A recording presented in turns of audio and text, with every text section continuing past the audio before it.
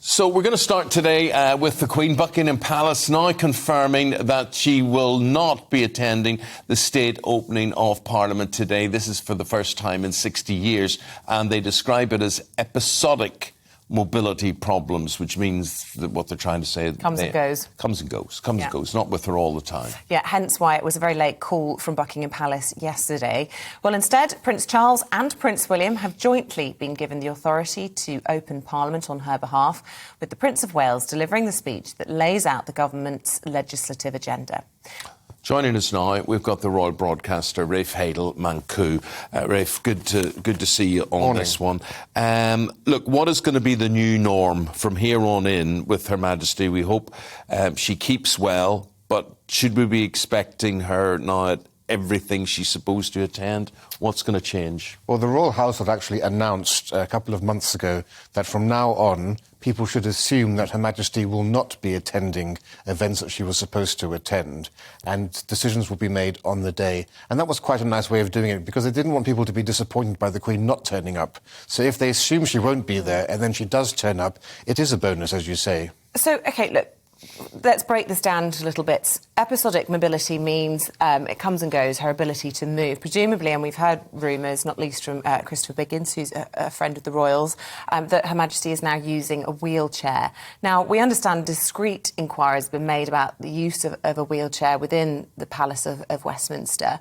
Why wouldn't that have been an option for Her Majesty? Presumably, she could have done that, but she's decided that she'd rather her son and her grandson take the mantle instead. The Queen isn't quite ready yet to be seen in public using aids, be they walking sticks or wheelchairs. Of course, people remember her mother, the Queen Mother, had two walking sticks, but also people remember Princess Margaret, her sister, who was in a wheelchair. I'm sure the time will come when Her Majesty will be happy to be seen in public like that. I'm not surprised at all that she's not attending. I assumed always that would be the case. It's a very tiring day, the state opening of Parliament. There's a lot of walking involved, and it finishes with having to ascend several stairs to the throne. Crown, she wears the crown. Well, she hasn't worn the crown on her last occasion, and I think that would be too much to expect her to have the heavy robes and the crown. You know, it's interesting, any of you watching or listening today, my mother is 93, and she wouldn't be seen in public. I often say to her, Mum, why don't you get a wheelchair? Why don't you get a stick? Why don't you do this, that?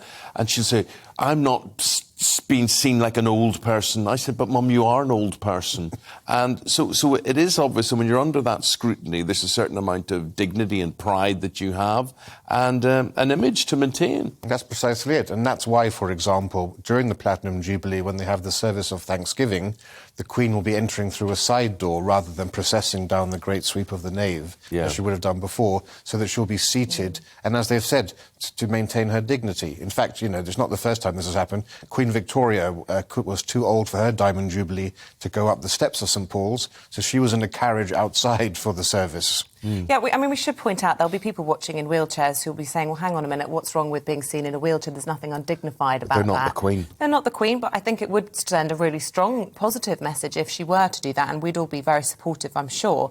But just describe to us what we can expect to see then from Prince Charles. Presumably he won't be wearing a crown either, because he's not the monarch. But I was seeing Robert Hardman, the royal biographer, on the front of the Daily Mail this morning, talking about the start of a Charles regency, and effectively we're beginning to see that, aren't we? Yes, this is a major step. So this is the third time that the Queen hasn't opened Parliament. 59 years ago was the last time, 1959 and 1963 for the births of Prince Andrew and Prince Edward. And so it's on those last two occasions, it was the Lord Chancellor who actually read the speech. So Dominic Raab won't be doing it. It will be the Prince of Wales with Prince William as a Councillor of State. And the Councillors of State act when the sovereign is incapacitated. This is a great apprenticeship for William. It's a great apprenticeship. And, of course, Prince Charles has had that apprenticeship, too, by sitting next to his mother for the last few years. So he's been with her for the speech for a few years, in one way, anticipating this day would come eventually. And now it has come. And it is a big step up for him. And, yes, as you say, I think it won't be an official regency, but he'll be taking over much more of her roles. Now, Isabel raised a very good point with the Jubilee ahead and things like Ascot or the Derby. The Queen's got no runners in the Derby, so sort of less reason to be there. Will these sort of events be casualties, these more social events? Well, I think if Her Majesty has the choice, she'll go to Ascot and the Derby over her own service of Thanksgiving even. So I would think those would be the last two that she would want to see, especially in her Platinum Jubilee year. And, of course, it's a very different state of affairs when it comes to those events, because you can easily come into those events in a wheelchair without anyone seeing you. So you may not actually have the full carriage procession that you have at Royal Ascot, perhaps. Yes. That might be a casualty, but I think Her Majesty will certainly be there. Right, OK. Very just in terms of the state opening of Parliament, and we talk about the opening of Parliament, people at home, we think, oh, Parliament's already open, mid-term. What's all the formality of it? Just to explain some of the sort of constitutional moments that we're seeing today and some of the rituals that we'll be witnessing, because it's a very ancient tradition, isn't it? So it goes back hundreds of years, although in its current form it dates from the opening of the new Houses of Parliament after the Great Fire. So it was 1852 that the current ceremony that we're seeing actually started.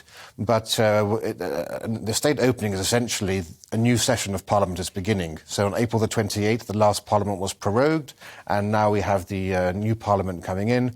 And it's the one time that you have all three elements of Parliament together, the Sovereign, the Lords and the Commons. And they all coincide on this event. You have the Queen's speech that's read, which lays out the government's agenda for the year ahead. It's a very important affair. And how much is the Queen briefed ahead of this? You know, obviously, it's very much the government's laws that she'll be reading out. I mean, she doesn't have any say, obviously, and hasn't done for a long time. It's a sort of, what's the word I'm looking for? The position she holds is a sort of... It's a ceremonial function. Ceremonial function, yeah. But would she, you know, perhaps change some of the language, or, you know, and how often in the past have we seen her reading things that we suspect she's not wanted to read out? Yes, well... we know it's called the Queen's speech, but it's the government speech. The only speech that's really her speech is the Christmas Day message. That's one that she takes an active role in. It's written exclusively within the royal household.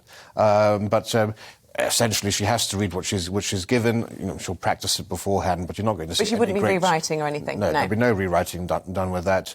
We do know, for example, when Margaret Thatcher was Prime Minister, the Queen wasn't entirely happy with all of Margaret Thatcher's policies, and so I'm sure there have been many occasions when her eyebrows were raised. But Her Majesty is a paragon of discretion, and I don't think we would ever be privy to those in the concern she might have had. Mm-hmm. At what stage do you think we will be given a realistic appraisal of Her Majesty's health? Episodic, what do they call mobility problems? Yeah. Why doesn't someone just say she's got a bad knee or her hips are gone or whatever? There's always been this cloak of secrecy surrounding the health of the Queen. If you remember earlier this year when she went to hospital, they kept flying the Royal Standard over Windsor Castle, even though she wasn't there, because they didn't want people to know she'd gone to hospital. It's a delicate balance. Everyone is entitled to privacy about their own personal health, and yet there is a public right to know about the Sovereign, of course, and so how do you strike that balance? But yes, I think being more forthcoming, because otherwise it just leads to speculation and people automatically assume the worst. Yeah, OK. Rafe, we'll leave it there. Thank you very much indeed. Rafe Heydel-Mankoo, he's a royal broadcaster, he's a royal commentator as well. He knows his stuff, and maybe we'll talk to you later in the programme as well. Thank you very much indeed. Thank you.